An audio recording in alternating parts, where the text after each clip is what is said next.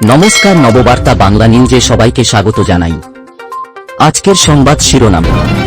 অভিষেককে police মন্ত্রী করার দাবি ছেড়ে বাধ্য হয়ে হুমায়ুন বললেন, মমতাই আমার দলনেত্রী। মোদি রাজত্ব থেকে মুক্ত হয়ে স্বাধীনতা ঘোষণার জন্য মমতা ব্যানার্জিকে আহ্বান জানাল বাংলাদেশি সন্ত্রাসী জসিমউদ্দিন রহমানি। ভারতকে টুকরো টুকরো করার হুমকি। গেরুয়া বসন, তিলক পরবেন না, প্রাণ বাঁচাতে বাংলাদেশে সন্ন্যাসীদের বার্তা কলকাতা ইস্কনের। মেডিকেলে ভর্তিতে দুর্নীতির তদন্তে সাতসকালে অ্যাকশন মোডে ইডি, রাজ্য জুড়ে চলছে তল্লাশি। 3 দিন নিখোঁজ থাকার পর চা বাগানে উদ্ধার তরুণের ঝুলন্ত দেহ, কারণ ঘিরে ধোঁয়াশা। তৃণমূল নেতার দাদাগিরি। ব্যবসায়ীকে চড় মারার অভিযোগে রাজ্য সড়ক অবরোধ জামুরিয়ায়। বাংলাদেশ ইস্যুতে মোদির মতা এক জানিয়ে দেওয়া হল। সংবাদ শিরোনামগুলো শুনছিলেন, এবার জানাবো পুরো সংবাদ। প্রতিদিনের খবরের টাটকা আপডেট পাওয়ার জন্য আমাদের নববার্তা ইউটিউব চ্যানেলটিকে সাবস্ক্রাইব করুন। আসছি বিস্তারিত খবরে। শোকজ হয়েছিলেন, নিরাপত্তাতেও কাটছাঁট হয়েছে।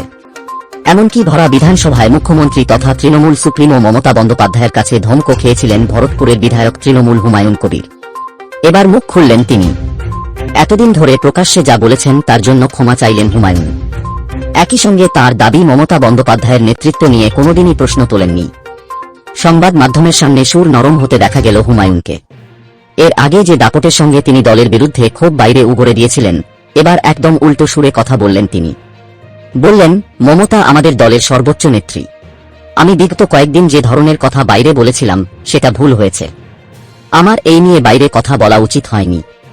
তিনি এও জানিয়ে দিয়েছেন, সুপ্রিমো নির্দেশ দিয়েছেন এমন কোনো মন্তব্য করা যাবে না জানিয়ে দলের ভাবমূর্তি নষ্ট হয়। একই সঙ্গে হুমায়ুন জানিয়েছেন, একটি হোয়াটসঅ্যাপ গ্রুপ খুলে দেওয়া হয়েছে তাদের জন্য। গ্রুপটি অরূপ বিশ্বাস দেখছেন। ওই গ্রুপে যাবতীয় কথা বলা যাবে।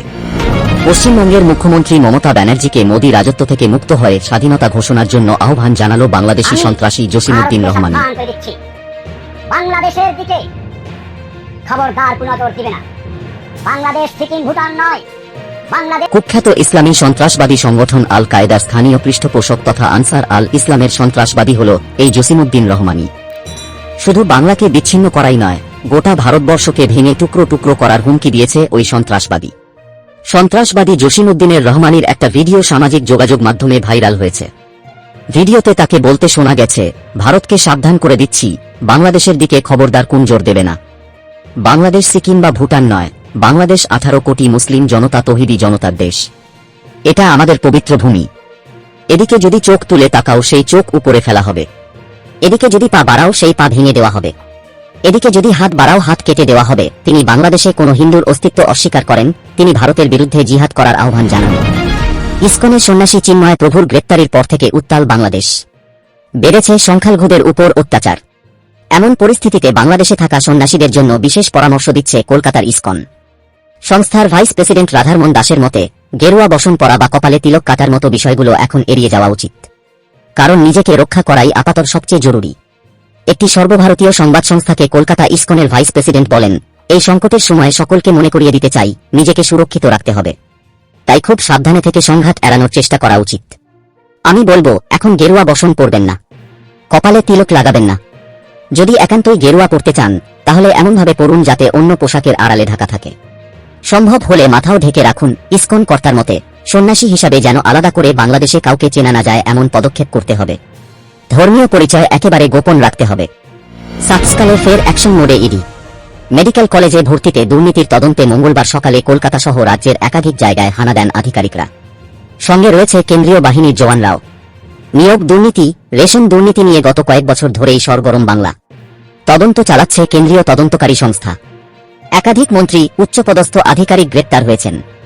এরই মাঝে এনআরআই কোটায় জাল নথি দিয়ে এমবিবিএস কলেজে ভর্তির অভিযোগ ওঠে। সেই ঘটনার তদন্তে মঙ্গলবার সকালে সল্টলেকের বিসি ব্লকের একাধিক আবাসনে হানা দেন ইডির আধিকারিকরা। কেন্দ্রীয় বাহিনীর জওয়ানরা ঘিরে ফেলে আবাসন। চলছে তল্লাশি।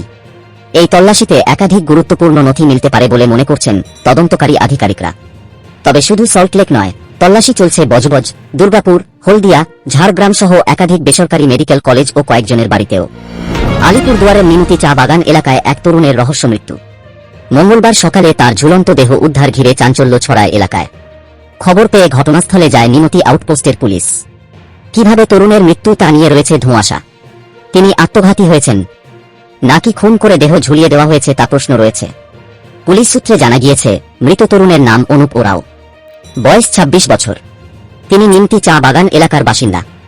অনুপ ওই চা বাগানেই অস্থায়ী শ্রমিক হিসাবে কাজ করতেন। রবিবার সন্ধ্যায় তিনি বাড়ি থেকে বেরোন, কিন্তু আর ফিরে আসেননি।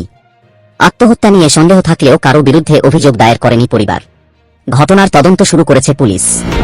তৃণমূল নেতার বিরুদ্ধে দাদাগিরির ঘটনা নিয়ে ছড়ালো চাঞ্চল্য। এক ব্যবসায়ীকে সপাতে চড় মারার অভিযোগ উঠল জামুরিয়া ব্লক ২ তৃণমূল সভাপতি সিদ্ধার্থ রানা। যা নিয়ে শুরু হয়েছে রাজনৈতিক চাপানুতর। ঘটনার প্রতিবাদে মঙ্গলবার আসানসোলের জামুরিয়ায় রাজ্য সড়ক অবরোধ করেন স্থানীয় ব্যবসায়ীরা। জামুরিয়ার দাপুটে তৃণমূল নেতার বিরুদ্ধে মূল অভিযোগ, অকারণেই তিনি এক সবজি বিক্রেতাকে চড় মেরেছেন।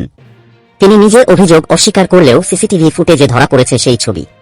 এরপরই ঘটনার প্রতিবাদে এদিন সকালে বিক্ষোভে নামেন এলাকার ব্যবসায়ীরা।